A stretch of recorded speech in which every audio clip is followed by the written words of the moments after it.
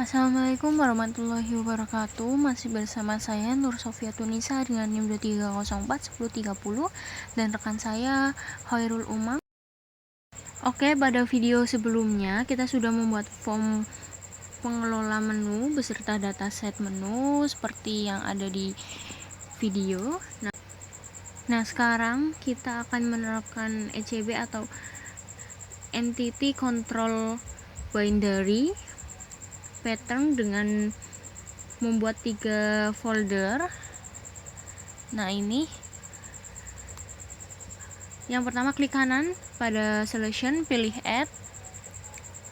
Selanjutnya buat 3 buah folder seperti yang ada di video atau yang ada di file tutorial. Ketiga file ini bernama entity, control, dan boundary.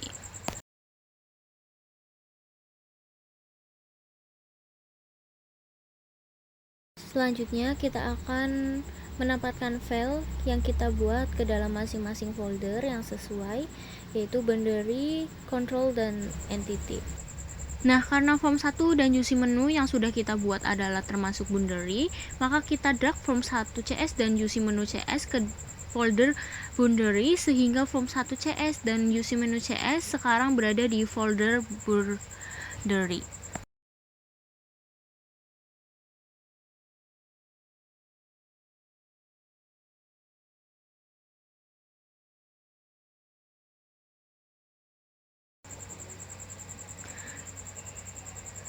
Nah, selanjutnya kita akan membuat entity untuk menu.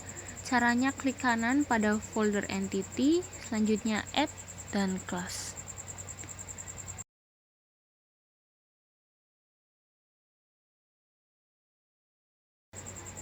Nah, selanjutnya akan keluar kotak dialog.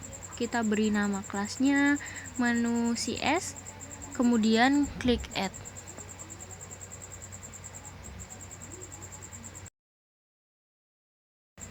Nah, secara otomatis folder entity akan bertambah kelas menu.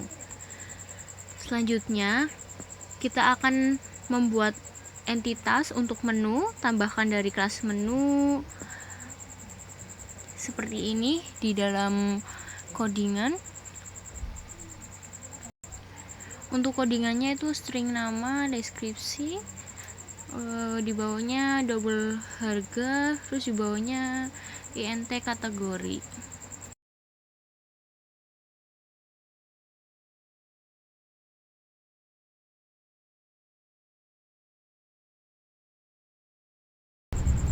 Untuk selanjutnya kita membuat konstruktor dari kelas menu. Untuk codingannya teman-teman bisa ikuti yang ada di video.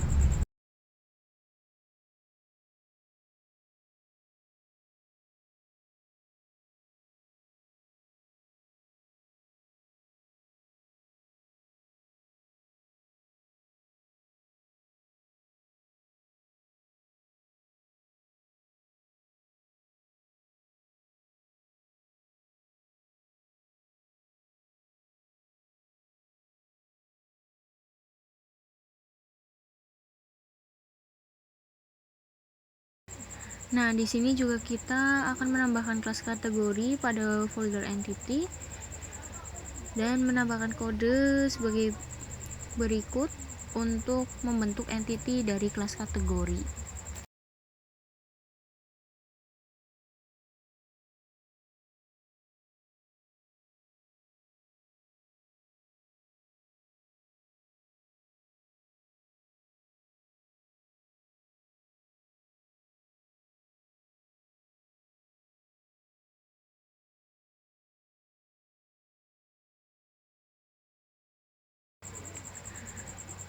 Selanjutnya kita akan menambah kontrol menu dengan klik kanan pada folder control, pilih add.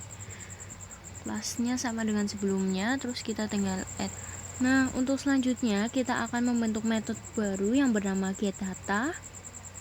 Nah, ini kita bisa lihat pada tabel menu, lalu klik getData, kemudian pilih config. Nah, akan keluar seperti itu.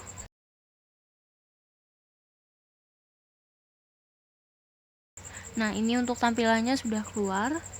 Selanjutnya, karena ingin menampilkan data nama kategori dari tabel kategori, maka klik kanan pada area kosong di sebelah tabel menu dan pilih Add Tabel. Nah, akan keluar jendela Add Tabel seperti yang ada di video. Lalu kita pilih tabel kategori. Lalu teman-teman bisa klik Add.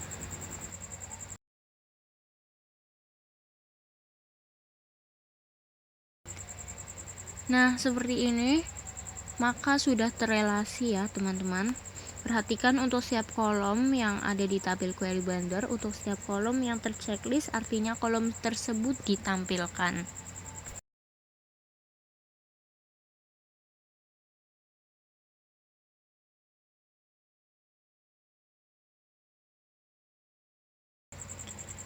Karena kita akan menambah data nama kategori dari tabel kategori, maka cek untuk kolom kategori dari tabel kategori dan uncek kolom ID kategori dari tabel menu, sehingga kita akan terbentuk query baru tentunya seperti yang ada di video.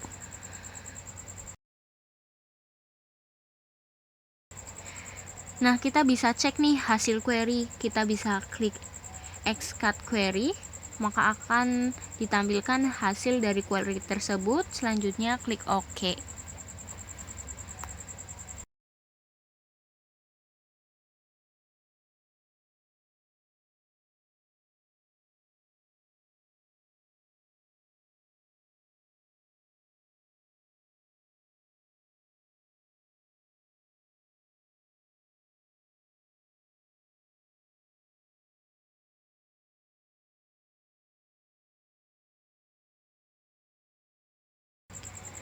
Nah, selanjutnya kita klik finish, maka metode fill data sudah terupdate.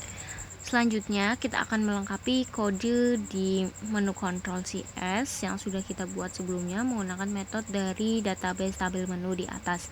Karena tujuan kita adalah untuk menampilkan data dari tabel menu di data grid new view, maka kita perlu membuat fungsi menu control yang nilai baliknya return berupa database. Pertama, kita buka menu Ctrl CS karena kita akan menggunakan metode dari tabel menu, tabel adapter, maka kita harus mengikutkan di dalam kelas menu kontrol.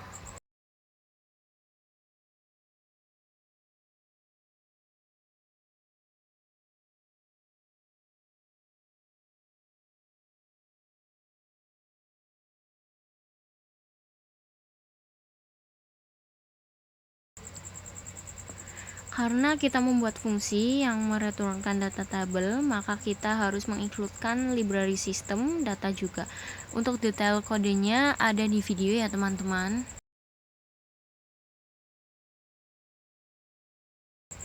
Selanjutnya kita perlu membuat objek dari tabel menu, tabel adapter agar kita bisa memanggil metode di dalamnya.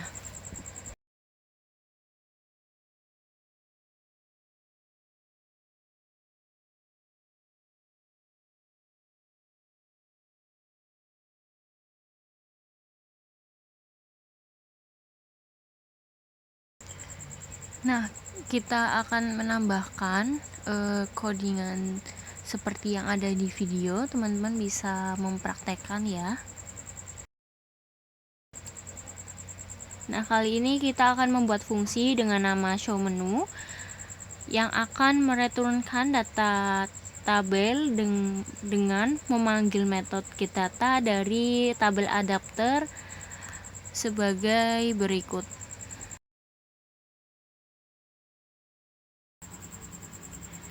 Nah, sekarang kita ubah form 1CS menjadi dari yang modelnya view menjadi view designer ke model view coding dengan menekan F7, maka akan muncul tampilan seperti ini. Nah, selanjutnya kita akan menggunakan fungsi show me yang berada di kelas menu Ctrl CS yang berada pada folder control, maka kita harus mengincludekan folder control ke dalam kode form 1CS yang ada di video.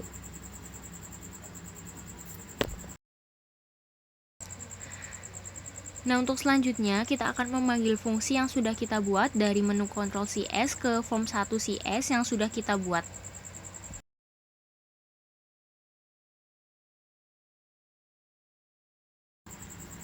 Nah, selanjutnya kita akan membuat objek dari menu control agar bisa menggunakan fungsi show_me yang berada di kelas tersebut. Setelah objek terbentuk, maka kita bisa memanggil metode yang terdapat di kelas menu control. Selanjutnya kita akan membuat sebuah prosedur dengan nama set data grid view yang memiliki parameter data grid view.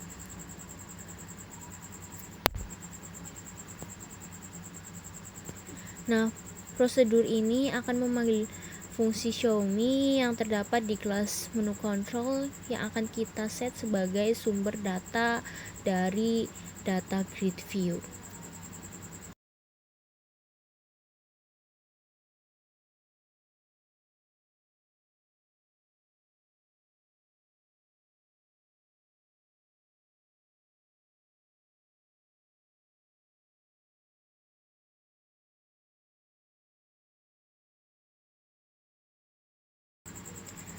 Nah, selanjutnya adalah bagaimana cara memanggil prosedur ini agar saat form di compile maka data grid akan menampilkan data.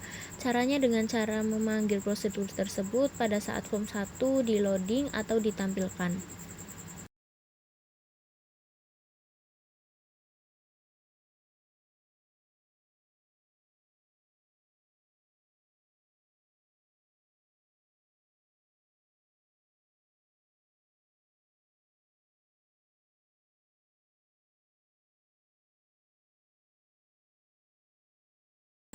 Selanjutnya, cari event load dari list tersebut. Setelah didapatkan, double klik pada event tersebut, maka di kode view dari form 1 akan bertambah event load form 1. Selanjutnya kita panggil prosedur set data grid view pada event form 1 load tersebut. Parameter dari prosedur tersebut akan bernama data grid view dari form, yaitu data grid view 1.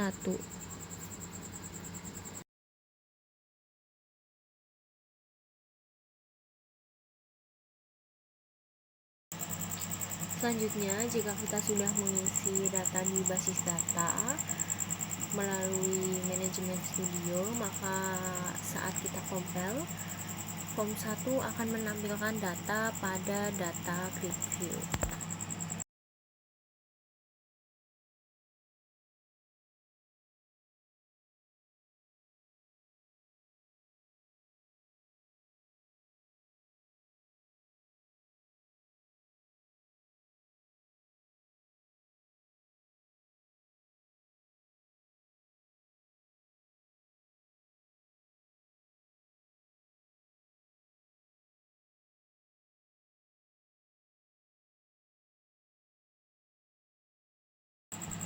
Ya, karena kita belum menambahkan, jadi kita masih kosong untuk di form satunya. Berikut adalah penjelasan dari saya dan dari teman saya. Mohon maaf bila ada kata-kata yang kurang ataupun penjelasan yang kurang kalian pahami. Kami memohon maaf sebesar-besarnya. Untuk tutorial selanjutnya akan kita sambung di video selanjutnya. Terima kasih. Wassalamualaikum warahmatullahi wabarakatuh.